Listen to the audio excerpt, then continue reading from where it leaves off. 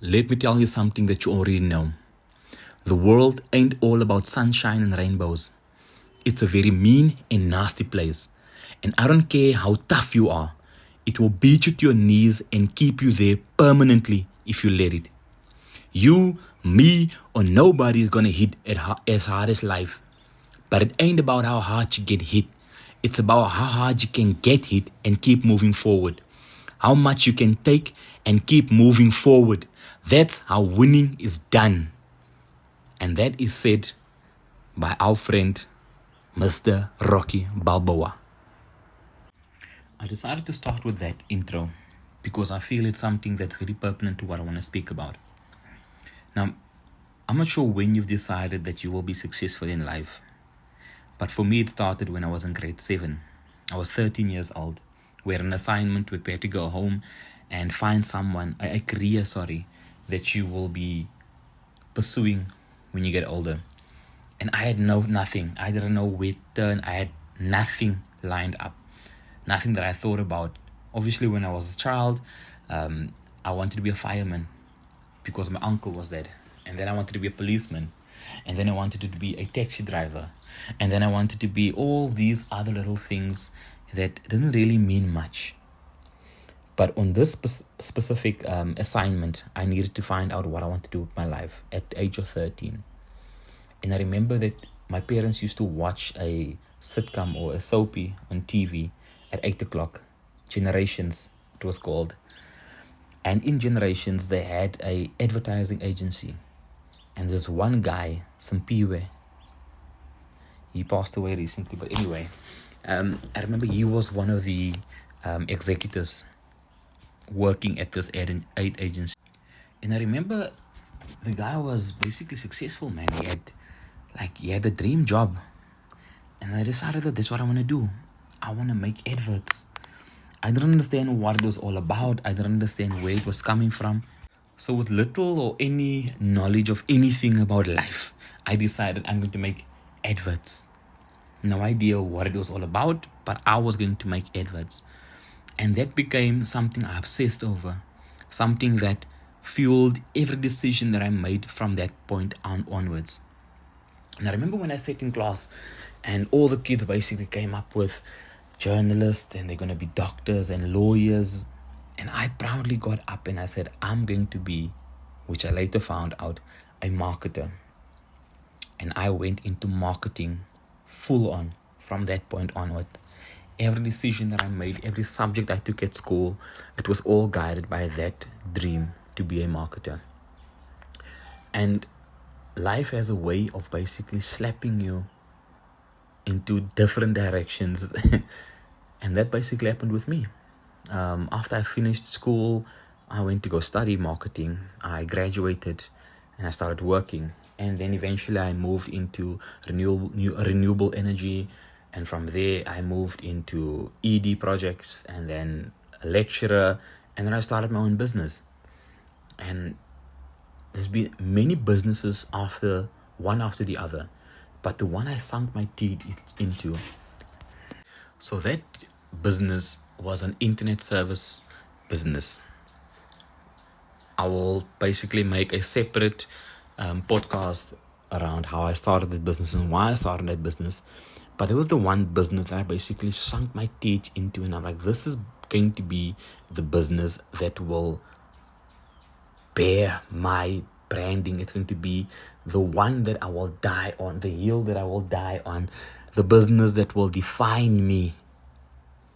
And lo and behold, that was the business that knocked me to my knees. A knock that had me on my knees for years. I had sickness, I had strokes. It broke me when I had to close that business. It took a whole part of my soul, and I had to fight back to find myself again. And that is basically the basis of this podcast. That sometimes when we set out to do great things, when we set on our road to be successful, we do so with all the fervor, with all the excitement and zeal that we will be great. And yes, you will be great. But we never factor in all the obstacles, all the beat downs, all the doors that will be closed in your face. And I was one of those people that didn't factor in those things. Yes, I knew it happened with other people. I read about it. I thought that I was ready for it. But when it happened, when that dream, because my slogan in business was own the dream, when that dream turned into a nightmare, when my whole life was turned upside down, all the things that I thought I did understand and things that I prepared for with all the books that I read and the people that I spoke to, I thought that I was ready for any knockdown, any obstacles. I thought that I was invincible because I had prepared myself. And I'm not saying that we shouldn't prepare. I'm saying that sometimes what you think you know is not enough. If we walk from here to Cape Town and I'm in Johannesburg, I can think that it'll be a 12-hour drive. But I don't know that it will be a 12-hour drive because there might be obstacles, there might be stop and goes, there might be people working on the road, there will be delays. You might have a tire burst or anything can happen to delay you. And if you don't factor those things in, and sometimes you don't need to factor them in, but those things can happen and it will delay you. And if your timeline that you set out to achieve certain things, if that timeline is not met, if you are not ready to be able to recalibrate, rechange your your navigation system, if you can't make those changes and accept it, because yes, you can make the changes, you can recalibrate your location and your destination, but if you don't accept it and move through that, it will knock you down. Life has a way, as we heard from Rocky, it has a way of beating you down and it will keep you there permanently until you decide to pick yourself up. I lived in that downward spiral for close to 3 years, close to 4 in fact, where I stayed in that situation, in that mood, in that low place, because I didn't factor in that this could happen to me. And yes, it happened to me. And I had to find a way to work through that. And the most difficult thing to do is to, one, forgive yourself, and two, find a way out of it. All of the books that you will hear and all the people that you'll speak about and with about how they've been successful and what they've done to be successful, all of them will tell you that they've faced obstacles, they faced troubles on their way to becoming great or achieving to their goals and stuff. And all of us, we all look at that and say, yeah, I will struggle with that. I will be able to survive that. But your battle won't be the same as the next person. Your struggles won't be the same as the next person. You might be in a business with a partner and both of you are going through the same trials and challenges in your business. But in your personal lives, you won't have the same support systems or the same struggles on the other side. So your battle will always be different to the next person. You can learn from other people's mistakes. You can learn from other people's success.